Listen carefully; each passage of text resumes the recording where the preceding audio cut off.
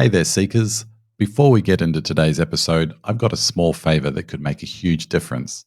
If you find value here and think others could benefit too, the best way to help spread the word is to scroll down and leave us a quick review, whether you're on Spotify, Apple Podcasts, or YouTube. It only takes a moment and it helps us reach more people striving to unlock their potential. Plus, you might even get some good karma.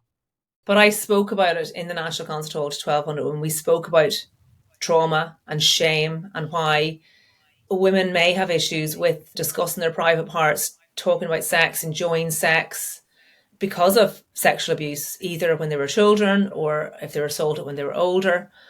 And it's a deeply uncomfortable topic. People don't like to talk about it, but it happens and it will continue to happen. But if women are given their voices and they're allowed to feel seen, then it becomes less shameful. Welcome to The Self You Seek, a podcast dedicated to helping you unlock your fullest potential through self-actualization, mental optimization, and transformative experiences. I'm Dr. Brendan Doherty, a traditionally trained psychiatrist who has come to realize that while psychiatry offers powerful tools, there's often something more needed to help people truly thrive. In this podcast, we'll explore evidence-based approaches alongside ancient wisdom and modern transformative experiences that push beyond the boundaries of conventional mental health care.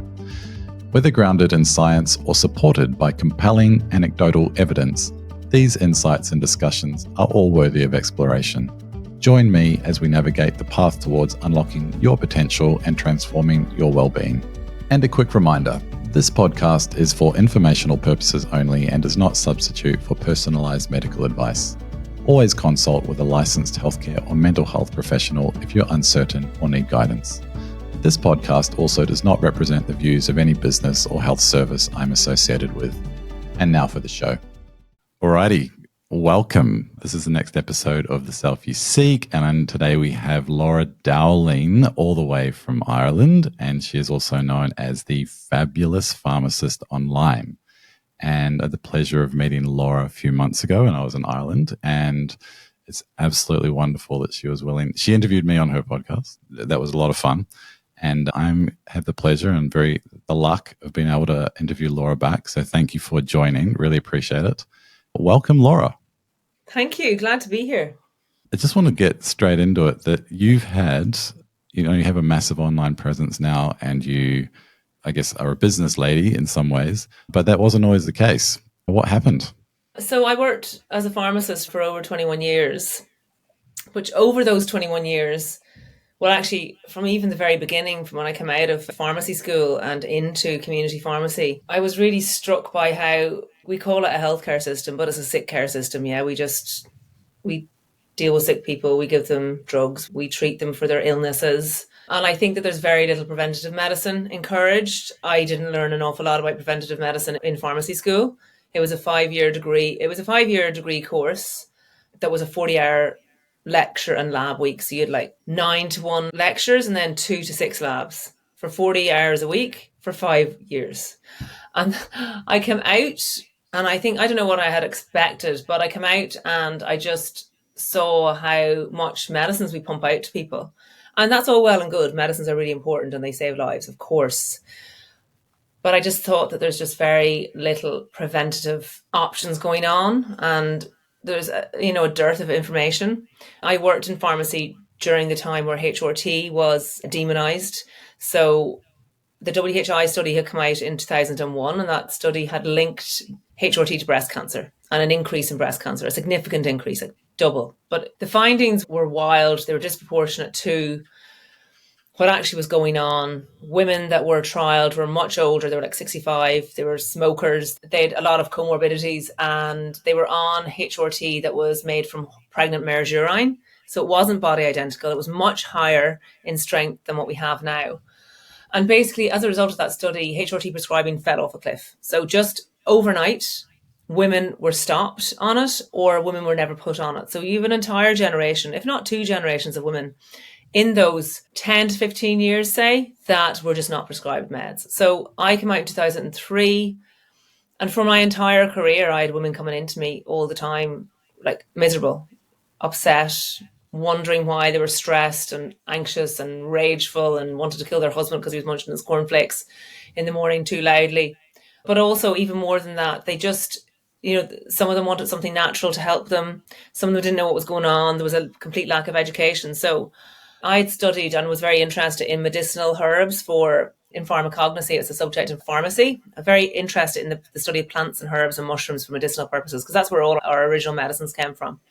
So I was always last out of the lab. Post-qualification, I went traveling around India. Actually, I traveled around India. I went over to India about 5 times. We actually got married out there and traveled around and everything like that. But I fell in love with yoga over there, fell in love with Ayurvedic medicine. So that's in India, people will go to a doctor and they'll get prescribed a meal plan or recipes or herbal teas or mushrooms or botanicals to help keep them well. It's not like you'll go with a back pain and get medication. Similarly, in traditional Chinese medicine, that's a similar type process. So I loved the idea of that and kind of combining it with Western conventional medicine. I also saw then how people were very confused. There's loads of nutritional supplements in the market, aren't there? Like loads. And people are always confused, and a lot of them contain the same stuff, and people don't know what they're taking. So I knew that there was probably a little gap there for me to bring out really simple products with really high quality ingredients, with mushrooms and herbs and botanicals in them, as well as vitamins and minerals that could really help people. Because I was sending people around to the health food store around the corner from my pharmacy with a list as long as my arm for functional mushrooms, for ashwagandha, for chamomile, because we didn't sell them in pharmacies. And, it's only in recent years that we really started doing that again. And it's interesting because pharmacists were the original alchemists. Like we were originally, with the pestle and mortar grinding down herbs. And then we stopped doing all that because of pharma and the necessity for double-blind clinical trials and all the rules and regulations around pharma. And that's really important, of course it is. But we lost a little bit of that knowledge as pharmacists. And the answer was no, generally, if someone came in and they said, can I take this with my medicine? They'd be like, there's no studies to say to prove that it's actually okay. So we're just going to say no. Similarly with breastfeeding mothers, I've always found a lot of healthcare practitioners just say no when a breastfeeding mother will come in and say, hi, can I take an ibuprofen? They're like, because it says in the pack, if pregnant or breastfeeding, consult your pharmacist or doctor, then the onus then is on the pharmacist or doctor. So they're more inclined to say no. So I find a lot of women were coming in asking for products they could take when they're breastfeeding, and no one knew whether they could or not. So combined with that, and my kind of knowledge of formulations and love of chemistry and that, I've founded my own supplement business, and I launched back in 2002. But alongside that, I was also doing a little bit of Instagram. And it was probably to take away from the mundaneness of my day in the pharmacy, because although I really love my job, pharmacy as a career, it's very linear. So there's very little way to move up the ladder unless you want to become middle management. And I had no interest in becoming middle management. I loved working with people. I loved talking to people. I learned a lot from talking to people, but I hated the act of dispensing, putting medicines into your bag and just firing them out of people. I much preferred chatting to them, talking to them about, counselling them about their meds, finding out what's going on in their lives, why they were on them. So all of that kind of thing. I was very bad at organising things. I was never answered my boss's emails or anything like that. I worked in a big chain, but because my pharmacy still thrived because of the good customer service that I gave, they kind of turned a blind eye to my lack of organisation. So I'm not saying that I was the best employee at all. And then I started doing a little bit of corporate speaking on the back of my Instagram. So basically what happened with my Instagram was I was chatting away to people about their health, just picking up random medicines from the dispensary and just saying, okay, this is a escitalopram, it's an SSRI, it's used as an antidepressant, and giving just the simple information. And I trundled along a little bit for a couple of years doing that. But then the real kind of switch was when COVID happened. And women would have always been coming into me for help with their menopause and their perimenopause and their issues with their periods and stuff like that. I kind of became known as a pharmacist that people could go to ask the really taboo questions, vaginal dryness, all that kind of thing. I had loads of advice to give them. But then when COVID happened, they couldn't come into me to talk to me. So there was they had no one to talk to, no pharmacist to have that touch point with. So I set up a little Instagram page for those people. And it just kind of ballooned. And that's really what happened. And that's how my following grew overnight, really, with COVID. And then I started getting asked to do corporate talks. I was asked to do a corporate talk series for a crowd that were doing talks to women. And they just said, will you do a women's health talk? And I was like, okay, what do you want me to talk about? And they said, I don't know, just women's health, whatever. And I was like, Jesus, where do you start? Because it's so vast, and also there's such a lack of information out there, and women need to know about their bodies. So I was driving down Chathlone, so that's a little county outside of Ireland, outside of Dublin. I was about an hour drive from Dublin. And I was driving down going, what am I going to talk to these people about that doesn't bore the tears off them? And I said, I'm going to talk about sex and orgasms because I know that's going to get their attention. And it did. And I was talking about vaginal dryness. And I was talking about, I started my talk with the 5 main pillars of health are checking yourself, sleep, exercise, diet, and orgasms. And of course, you can hear a pin drop and that's how it all started. And then I got bolder with my talks, and then the cues after my talks, like to talk to me, just got longer and longer because I was talking about incontinence. I was talking about, women leaking, women's pelvic floor organ prolapse, sexual discomfort, vaginal dryness, all of those things that I suppose wasn't spoken about freely. So women were like, oh my goodness, like, I can't believe you said that out loud. I've been suffering like this for like 15 years and I'm afraid, I'm too embarrassed to talk to my doctor. My husband doesn't even know. I can't exercise because I can't lift weights because if I do, I feel like my vagina's fallen out or I wet myself really badly. So that's kind of where it all started. Thank you. What a great overview. It's always a laugh talking to you and like meeting some of your family and things that it seems like nothing is off the table with you. And I'm just wondering, has that been something that, has always been the case for you, or is that something that you've developed as a role later on? I've always been a little bit out there in terms of the way I might deliver a message to someone. Maybe I've always lacked I've lacked fear in general. Do you know what I do? I kind of go, even if I feel a little bit like of a knot in my stomach before I do something, I'm like, what's the worst that can happen? I'll just do it, because it's like that feel the fear and do it anyway type thing. If you don't feel the fear and get a little bit out of your comfort zone with something, then you're never going to know. And you have a lifetime to regret something. And also, has it gotten you into trouble though? Has it ever gotten you into trouble? Oh yeah. Like I've had to take posts down and stuff, but like I'm a lot better now. I understand more, so I may have put up a couple of posts. This is back in the early days that may have inadvertently offended people. Now there are the perpetually offended as well. We need to be mindful of them too. But like, you need to just be careful about your language or the way you write something. And actually what I find is, and what works really well with me, and I think why my Instagram took off, was I like to express myself on video. So in terms of the written word, I'm probably not as good. So what I might say, if I was writing something, comes across totally different as to when I'm saying it like in a video. Mm-hmm. And that's where I think maybe issues may have occurred before when I was writing it. So it may have sounded fairly, perfunctory, or maybe the tongue-in-cheek joke that was meant that would have been really understandable by, a smile or a smirk. You can't get that across in the written word. So maybe that's what happened. But since like Instagram stories and videos and reels came on board, it's been fine. But yeah, like, I mean, in terms of like in school, did it get me in trouble? Yeah, I was a bit of a joker in school and always wanting to kind of make people laugh. But because I did perform well in school, I kind of got away with it. I kind of had that female filter that maybe my son. It is incredible though, exactly what you say. Like I've always been more on the serious side just because whatever, broken up, but I haven't always wanted to be like that. And I notice that some people, they can get away with the most outrageous stuff if they just have a smile on their face, because it just disarms people, and then they're like, oh, they don't take it the wrong way. Yeah, I think so. And I think, do you know what I think as well? I think that if you're actually coming from a really good place and you're genuinely wanting to help people or make someone laugh or do good, that comes across too. You can't fake it for too long. And people see through it all the time. You can't go online and start talking about something that you actually don't really believe in, because people see through that. It's really obvious, I think. So I think that if you show up and you're genuine, it tends to help as well. But I've probably got a little bit more of a fuck it attitude as I've got older as well. Like I'm 44. I have 3 sons. I've been around the block. I've seen a lot of people in my life, both patients and customers and family and friends. And I know what humans go through. I know that not everything is like what you see. People that come into the pharmacy, they may be a little bit grumpy with you, but you don't know what's going on in their lives at home.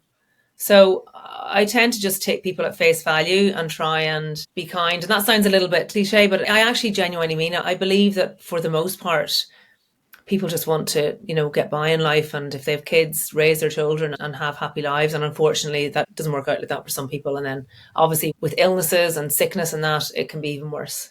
I completely agree that when you come from that attitude of kindness, that you are very rarely going to come off as an asshole, even if you say something a little bit, Yeah. out there. Yeah. But And it's do you the know what? Yeah. alternative you can tell. If you Yeah, come I in with a think bad so. attitude and you try and be nice, it doesn't sound good. No. And also I think like, I don't know what it's like over there where in Australia, but in Ireland, up until very recently, we were a Catholic country with really oppressed views about women. There was the Magdalen laundries that women were locked up for getting pregnant outside of wedlock, they used to call it. We would never talk about vaginas and vulvas. And I saw that in the pharmacy every day, women coming in and they would have issues with their vagina, pain, soreness, thrush, what they thought was thrush when it was actually just vaginal estrogen that they needed, not an antifungal cream. They're afraid to talk to their doctors about it, or their doctors were not educated about it. I got 1 hour of menopause care lecture when I was in college, and I just told you I did a 40-hour lecture week for 5 years. So That's one incredible. hour. Yeah. And my medical peers were the same, like med school, 1 hour of menopause care. And then we wonder Yeah. why, you can probably remember that too. Absolutely. There's so many of those topics, or like nutrition, 1 hour, or menopause, sexual health. These kind of at the most a few lectures over a week, 1 week in your entire 4 years or 5 years. Yeah, incredible. Yeah, like it's crazy. And when you consider it, so 100% of women will go through menopause, right?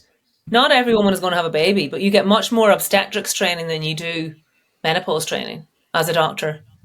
That's true. So Yeah, we got much more training in general anesthesia and, epidural anesthesia in our training in pharmacy than we did in HRT.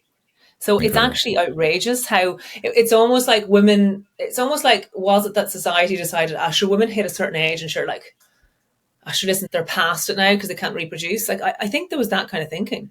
Now, we're coming out of that era, which is good, but we still need to push. Yeah, couldn't agree more. Did you develop that sort of understanding or empathy as a younger stage, or is it really just from having this exposure to everyone in the pharmacies? So I wouldn't have really known it until I hit the pharmacy and I saw it firsthand, people coming in miserable, not knowing what was wrong with them.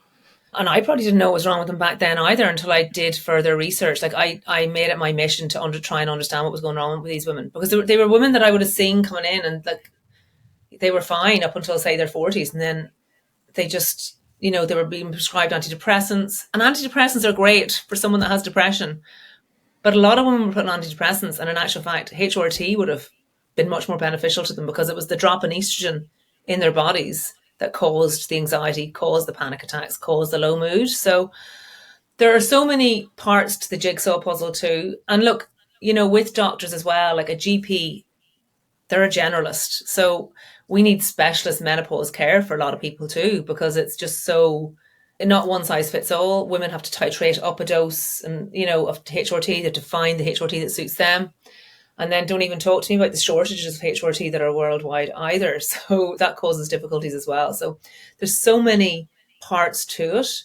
But, even as we make strides forward, I think we can't forget that if we stop talking about it and just accept it as a status quo and go, oh, actually, it's really good now. Now doctors are prescribing HRT. Well, actually, there's only a few that are. In Ireland, certainly. Not all of them are. A woman, I get messages into my Instagram all the time from women saying, I'm 48, I've like 12,000 symptoms of menopause, but my doctor has told me that because I still get my periods, I'm not in menopause and I'm too young for HRT, and to come back to him when I'm 51, do I want an antidepressant? Like, that's still happening in Ireland way too frequently. So just like the Roe v. Wade, termination of pregnancy laws over in America, women's health can change in the flick of a switch. So we can't just accept the status quo and go, oh, actually, it's great now. Now we've done great work. Let's just stop talking about it and move on to something else. I think we constantly need to be striving for excellence, because we'll never probably get there, but we might get to a level where most women are taken care of. What do you see as the current roadblocks to that? Money, access to a doctor that knows what they're talking about. It's all well and good for a middle class female who has a little bit of cash. She can locate a menopause specialist and pay them the money that they charge for the care that they give them.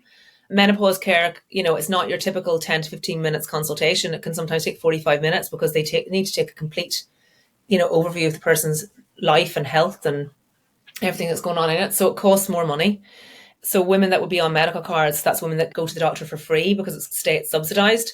They're allocated a doctor and that is their doctor. They can't just turn, and they can't just like go to another doctor, because that's the doctor that they go to. So if the doctor that they go to isn't up to speed with menopause care, they don't get the care that they deserve. And I see it time and time again. And then those are the women that can't afford to just go to another doctor. And, you know, there'll be some towns in Ireland and there's only one doctor. So, and that doctor's, you know, been there for years. And same with Australia. Australia. Doctor can be an amazing doctor, an amazing GP, can see someone throughout their whole life and be really good, but they're not quite there with the menopause education. And unless they actually go and find out this themselves, they're still not going to be good with menopause. But they need to put the time in. And I know the GP is under pressure. And, you know, so it's this vicious cycle of dearth of information. Well, I'm a psychiatrist, and that's a specialty, and I trained for 5 years in that. And to your point, I really don't remember much training on the effect of menopause on, you know, people's mental health. And it's only been since then I've realized that obviously, you know, hormones have a huge effect on people's mental state. We know that it does have that effect, but it wasn't really a point of focus, and there wasn't really any kind of specific management plans that they would really drill into us for women that are going through menopause who have mood problems or have concentration problems. And then the stuff starts to come up. And I can only imagine for GPs that are expected to know, you know, a bit about everything. It's really difficult. But even as a psychiatrist, okay, so women would have been put into psychiatric institutions years ago because of some of the symptoms that they experienced in menopause. Some of them, you know, they went off the rails in terms of their mental health. And people didn't know what to do with them. But it's not the doctor's fault that they didn't know what to do with them. There was no research done about it in the first instance. So, you know, and everything is evidence-based. You can't say something unless you know exactly that there's evidence for it. So, but therein lies my point. There was no research in female health because it wasn't considered important enough. Like a lot of the drug trials were done on men.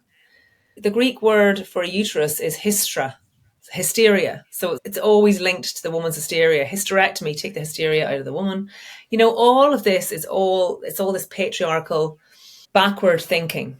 So we just need to go forward and to do more. But we need research. We need research into, does HRT, can it help to prevent dementia and Alzheimer's in women? Because we know that women are 6 times more likely to suffer from Alzheimer's or dementia than men. Why is that? The answer can't just be because women live longer, because in the Western world, the gap is shortening as to the women's life expectancy versus men. So it can't be just that. So is it something to do with some shift in something that's going on in the brain due to estrogen levels? Maybe, but we don't know until we do the research, and we need loads of money to do the research. And who's going to do the research? Like, it's generally the pharma companies to do the research, but are they going to make money if we just need to prescribe women estrogen, which is a non-patentable hormone, because anyone can make it and it's not patentable? No. But can they make money on making dementia drugs that are new and novel and are new molecules? Yes. So the world is a problem. This is a problem throughout medicine as well, that, like, you know, we concentrate so much on the fancy, you know, cancer or psychiatric drug or whatever it is, and we forget about the fact that if you eat more vegetables or you go for a walk each day, that's going to be much more, you know, useful for most people, but the money's not there to promote that. I know, it's crazy. And even when it comes to drug shortages, like, it's always the cheap ass drugs that are short, like the ones that are years old that they're not making, you know, that are like pennies to buy. So like methotrexate or L-troxin, or, you know, things that don't cost money. The estrogen, for example, you know, it's difficult. You can't patent estrogen. You can patent the delivery system through which the estrogen is in. So you can have like a special patch that has a specific matrix that when you put it on the skin, it delivers it in a certain way. Because I know it's a favorite topic of you. And for anyone who's not watching this in video form, above Laura's right shoulder is an object, which happens to be... It's a vulva puppet, Brendan. Yeah. It's a vulva puppet. Tell it like it is. I was getting there. Oh, there's a second one. I didn't realize that. I have a black woman's one too, because we're about inclusivity here. What's that, Brendan? What's this? Looks like that. I'm tempted to make jokes, but it's the clitoris. Yes. Or it's, it's a no, that's not to scale. That isn't to scale, obviously. No. That'd be like a giant, really, wouldn't it? I mean, that's about the size of a head right now. Yeah. Well, a blind man would find that, yeah. Right. Now, he wouldn't know what to do with it probably, but he'd find it. Well, he's probably very sensitive, given that he's blind. There you go. Probably very attuned. Maybe he is. But this is what I go around with. So after I did my first few talks about women's health, I was like, I need to buy a prop. So I got my first vulva puppet was my red one here, and then I went and splashed out on a second one. I imported that from the US. They're handmade and they're beautiful specimens. And every vulva is a snowflake. I tell the women that I talk to, they're all long lips, short lips, big clitorises, small clitorises, labia that hang down, labia that don't.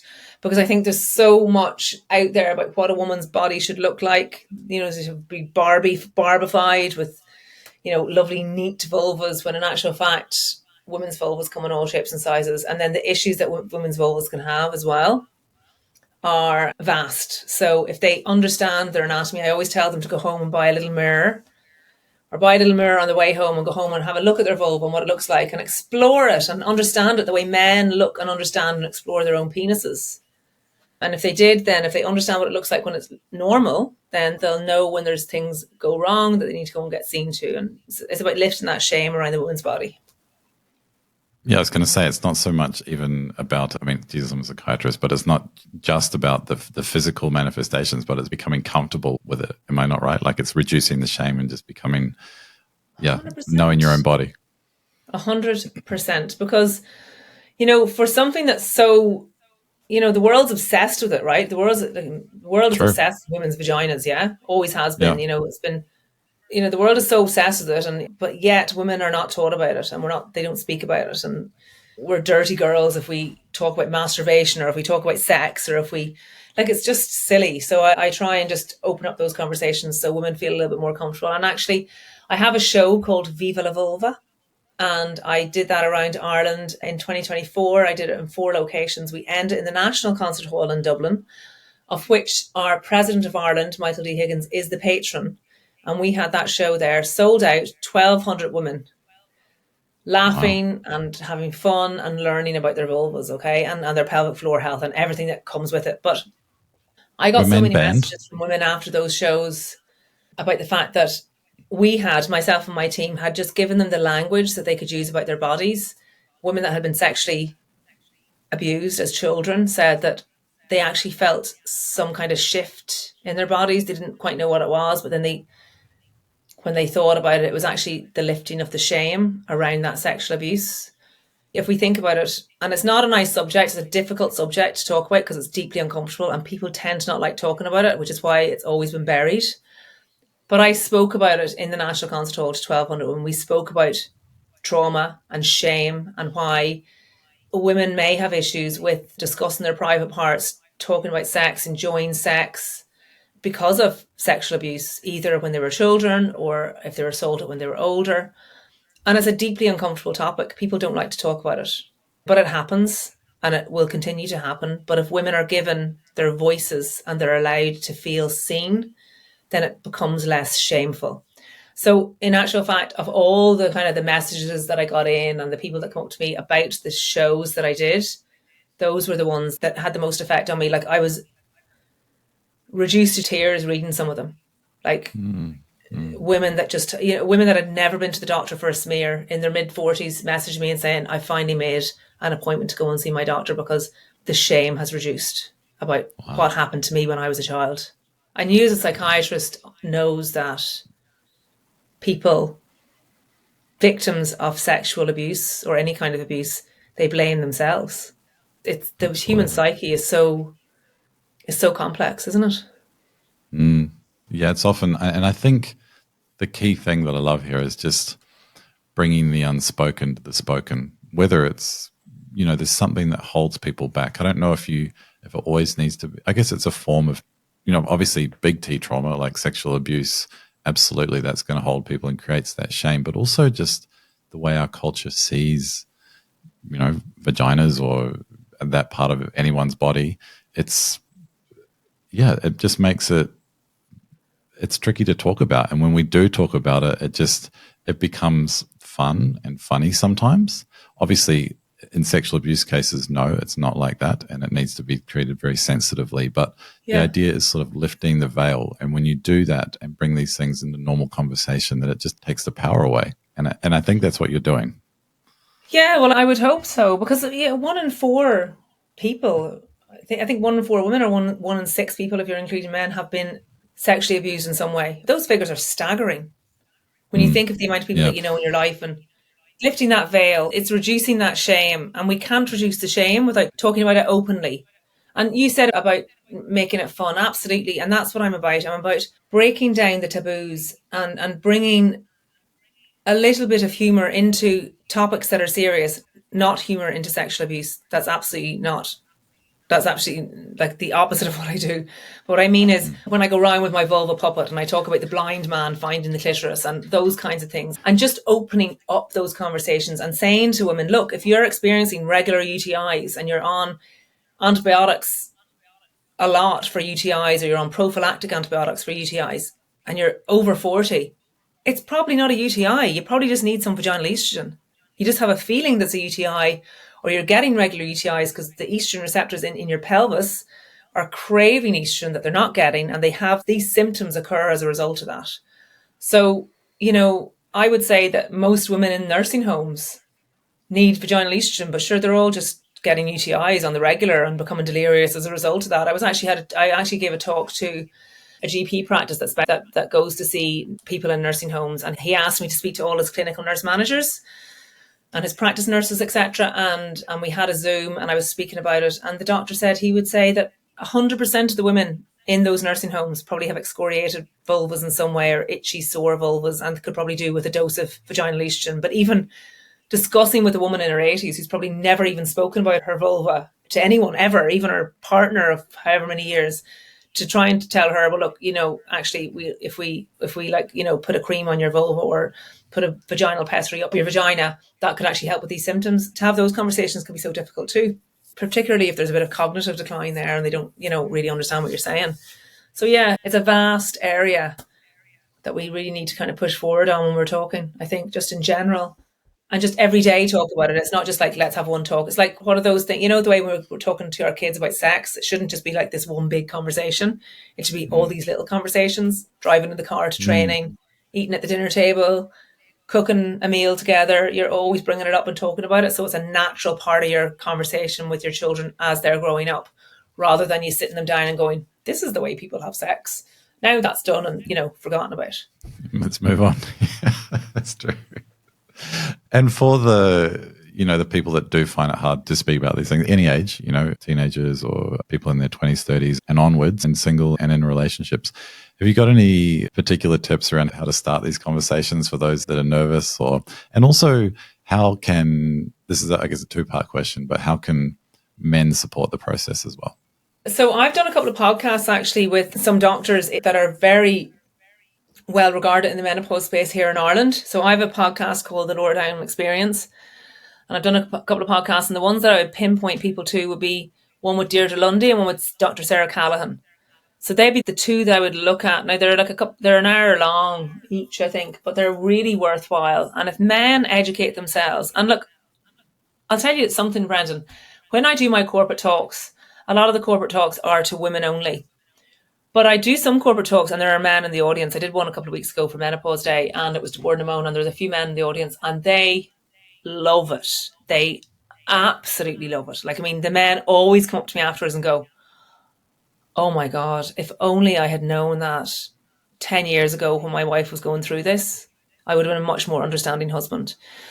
A man came up to me after one of my talks and said that 40 minutes was the best 40 minutes that ever could have happened to me, because I have a 1-year-old daughter at home and I actually see things so much more differently. I'm going to have such different conversations with her than I ever thought I would.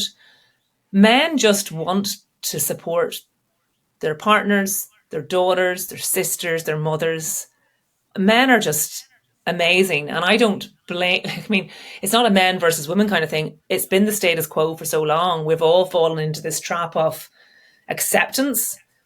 And I know men just want the people in their lives to be happy. So they love it. So the more information a man can get, the better. So if they listen to podcasts, listen to those two first off anyway.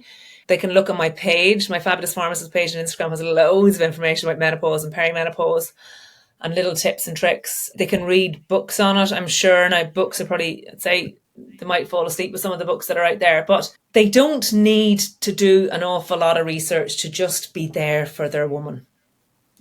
or their daughter, and they need to be able to listen. They need to actually be understanding and listen and be willing to listen and be willing to learn from their wife because, women and men, everyone goes through a little bit of a midlife crisis, I think, in some way, shape or form. But if you have a relationship, and this could be a homosexual relationship or a heterosexual relationship, and one person in the relationship is going through perimenopause and menopause, and their libido is decreased and they have vaginal irritation.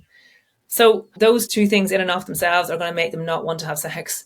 And obviously sex is the glue in a lot of relationships. And in some relationships, they don't need it. They get on just fine without it. But in a lot of relationships, sex is definitely wanted by at least one of the partners, yeah? And it can be a self-confidence thing too. Your self-confidence can take a real nosedive when you're going through these issues because, you don't feel yourself, you feel you're getting older, your libido is gone, your vagina's sore. And it just takes one encounter with a sore vagina when you're having sex to go, oh God, I don't want to do that again. And then the next time it's going to happen, your psychological brain takes over and you're expecting it to be sore. So you're going to clench up even more. So if the partner is understanding, and if you're going to explore using, say, vaginal estrogens, if you're going to explore using lubes, if you're going to explore exploring each other again, it doesn't necessarily have to be penetrative sex. It can just be like heavy petting or all the other stuff that people can do to enjoy themselves. That in and of itself can help. Like I had a woman coming into me, and this is really where everything took off in terms of what I was going to talk about in my corporate talks. And this woman is kind of representative of all the women that come into me over the years. So a woman in her 70s came into me over a period of about 3 weeks looking for thrush cream. So she bought maybe 2 packs of thrush cream, came back for the third one. And I said to her, listen, I don't think this is thrush. If you've treated it correctly, you shouldn't need a third tub, a third, tube. So I took her into the care room. We had a little chat, and it turned out for the last 15 years, she'd been suffering on and off with this really irritated sore vagina and vulva. She'd stopped cycling her bike. That was her one way of exercise. She hadn't had sex in 15 years. Every time she peed, she had to spray herself down with water because she couldn't wipe herself. It was so sore. And sometimes she'd just sit awkwardly on a chair because it was so sore. I took a little look at the top of her vulva and sure, it was all excoriated and red. So I sent her off to the doctor to get the estrogen cream and the estrogen pessary. And within about 3 weeks, she was feeling much better. And then within about 4 months, she was back having sex with her husband, which was a huge milestone in their relationship when you consider they hadn't had it in 15 years, Wow. I'm that man's favourite pharmacist. I get a Christmas card from him every year. But those simple things, and unless I'd gone out and talked to her about that, and I'm not saying I'm brilliant for doing it, but anyone could do that. But it's just that woman didn't even know that she could get help because she just thought she had to put up and shut up with that. That was just her lot because she grew up probably in an era where we can't talk about stuff down there and things happen and that's just it. That's just part of getting old. And it shouldn't be that way. Certainly if it's affecting your quality of life, and that's what I'd say to anyone about anything to do with their health. If it's affecting your quality of life, you need to go and get checked out. So there's those physical things that you need to go and check out. But you alluded to it earlier on about exercise, diet, sleep. And they would be my mantras, and that's why I brought the supplements to the market too, because it was stress and sleep issues that people had and, were coming in with. And I was like, God, I knew ashwagandha was a lovely botanical herb that helped calm the nervous system. And if people can get their sleep, diet and exercise right, it's great. But it's just we live in a society where we go so much that sometimes we forget to do the really basic things, which is get your 8 hours sleep, get your yoga in, do your exercise. Even today, right? So I have to, I know we'll have a call now. I'm supposed to be in the pharmacy now, but I'm actually going to go and do a workout before I go to the pharmacy because I know that will benefit me. First of all, selfishly, it'll benefit me, my mental health, but also it'll benefit my family because I won't be like a grumpy old cow later on. And then thirdly, and probably most importantly, is when I get older, the exercise that I do today is going to benefit my bone health, my mobility. And I always say I want to wipe my own bottom, tie my own shoelaces and do my own grocery shopping when I'm in my 80s. I do not want to be dependent on my children. And exercising today is going to help that. And it's actually, it's the biggest tool in our toolkit for cognitive health. For cognitive decline, the medicines out there for Alzheimer's dementia, they're not great. You might get 11 months cognitive decline instead of 13 months cognitive decline when you're taking those medicines over a period of 13 months. So the medicines aren't great. We just do not have the drugs. But the best thing that we can do, and it's been proven time and time again, is exercise. Wow. You're quite the advocate. I love it. And I feel like you would, if needed, you would be able to talk about these subjects all day. But I really appreciate your passion and your ability to just talk about it so straightforwardly. Yeah, I really appreciate that. Bit of a random question, because a lot of my episodes have been quite spiritually focused recently. Are you a spiritual person at all? In a religious sense, I'm not sure that I believe in the God that I was taught to believe in when I was in school, you know, and the Virgin Mary and all of that. But I definitely think that there's something out there that's guiding us all and that we're all here for a reason. Have you had any experiences that have kind of confirmed that in a way? Giving birth to my children and the feeling you have when you literally push another human out of your body, or if it's cesarean section, it's, you know, lifted out of your body, whatever way the baby comes is whatever way the baby comes. And seeing this perfect human, like perfect, with all the little teeny tiny heart and the little walnut sized stomach and the little fingers and toes. Like there has to, like, I mean, there has to have been, there's some magic there, isn't it? Like even if you go, I went to a physio recently and he had on his wall the human body and all the muscles and tendons and everything. And like, it's so intricate. Like the human body is so intricate. You know, animals' bodies too, fishes even, you know. And when you think about that and how big the world is and how babies are made and how babies grow into adults, and there's something magical about that. I can't quite put my finger on. It's like, how did that all happen? You know, Yeah, the Big Bang, Jesus, it doesn't explain it all, does it? Right. Yeah, doesn't feel. And then the closest I've come to kind of, I suppose, having like an outer body experience would be when I do yoga. So sometimes when I do yoga, I just do it because I'm like, I just need to do it just to stretch and just. But sometimes I do it and I get so into it because I do Ashtanga yoga. So it's a really powerful type of yoga where you're moving, but you're concentrating on your breathing. And when I can get the breathing down with the movement and do it properly, and the house is quiet and I don't have kids fighting around me and I'm not cooking something at the same time, sometimes I can feel high, like 100% high. Yeah, nice. Who needs cannabis anyway? Not me. Well, do you know what? I'm, you know, a little bit eccentric anyway, so I've always steered clear of drugs because I just think that I'd be a little bit worried as to where they might take me, because, you know, it only takes a couple of drinks and I'm a very excited person. So I've always been like, oh God, drugs might just tip me over the edge and I might never come back.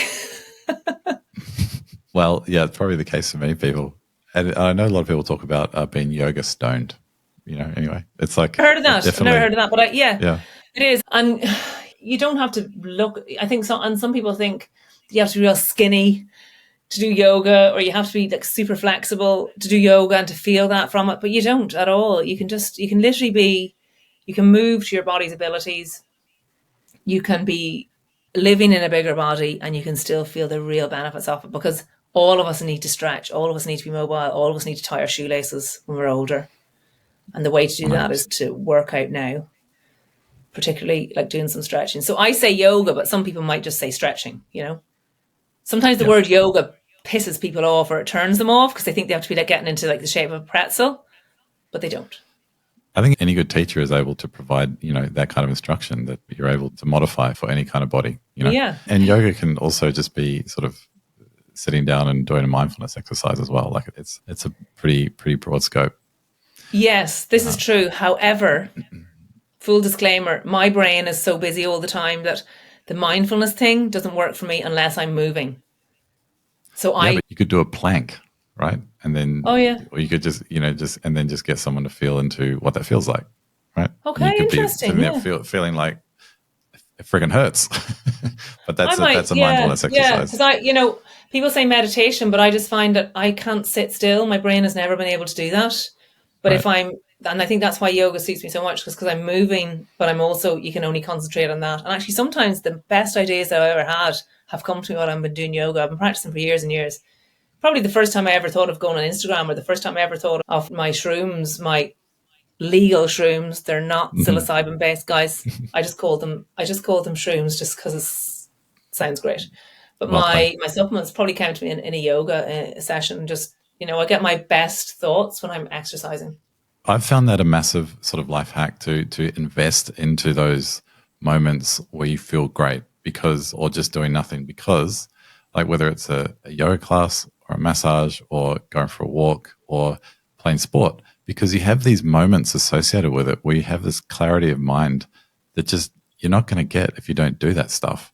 And then it just accelerates everything else. I 100% believe in that. And it's possibly for people that feel guilty about looking after themselves. Look, if you look after yourself, you get these moments of sort of insight where, you know, you can use that to look after other people as well. So people should never feel guilty about looking after themselves in these kind of ways. Oh, yeah. Like, I mean, I can't look after my children and my husband to a certain extent, although he can look after himself. But you look after the people that you love and that are in your life, yeah? I can't look after them unless I look after myself. And I say that to women all the time, because women of perimenopausal and menopausal years, right? We're the sandwich generation. We probably have older parents that we're aware of that we want to mind. We have our kids, maybe or maybe not. We have a career, we have friends. We're like so much going on. We're the busiest we are in our lives. And then we've all these hormonal things going on. So yeah, we need to mind ourselves. Love that. Laura, is there anything else that you want to share with the world while we're here before we wrap up? Yes. Mind your vulvas. Every vulva is a snowflake. But no, more importantly, actually, if your quality of life is being affected by anything to do with your physical, mental, emotional health, don't just put off getting help. There is endless supports out there. Like, obviously your GP is generally your first port of call if you have something physical or mental going on. But there are also other ways that you can help yourself. And sometimes just a simple, you know, Google search on meditation, mindfulness and all that can sometimes help you. Like, I mean, I find sometimes if I get overwhelmed, even just breathing, just like literally being aware of the fact that, you know, you need to breathe deeply, inhale, breathe deeply, exhale. You shouldn't just put up and shut up or go, oh, I'm not going to get that seen to, or, oh, sure, listen, I might be annoying my doctor if I go and ask about that. I might be annoying my pharmacist if I go in and ask about that question. You know, that's what healthcare professionals are there for. So I would say don't put it off, because the longer you put it off, the harder it is to get seen to. Thank you so much for sharing that. Yeah, I see what you've truly turned into a preventative sort of pharmacist, which is great. Not typical at all. And I really appreciate speaking to you. It's that wonderful combination of like serious topics but infused with a bit of fun. So thank you. And thank you for having me. Wonderful rest of your day. Thank you. See you soon. Thanks for tuning in to The Self You Seek. I hope today's episode brought you one step closer to unlocking your full potential. If you found value in this conversation, I'd love it if you could take a moment to rate and review the podcast on your platform of choice, whether it's Spotify, Apple Podcasts, or YouTube. Your feedback helps us grow and reach more people on their journey to self-actualization and mental optimization. And remember, this podcast is just the beginning. It's meant to inspire and empower you, but it's no substitute for personalized advice. If you ever need guidance, always reach out to a licensed healthcare or mental health professional who can support you on your unique path. Until next time, keep seeking, keep growing, and take care of yourself. I'll see you in the next episode.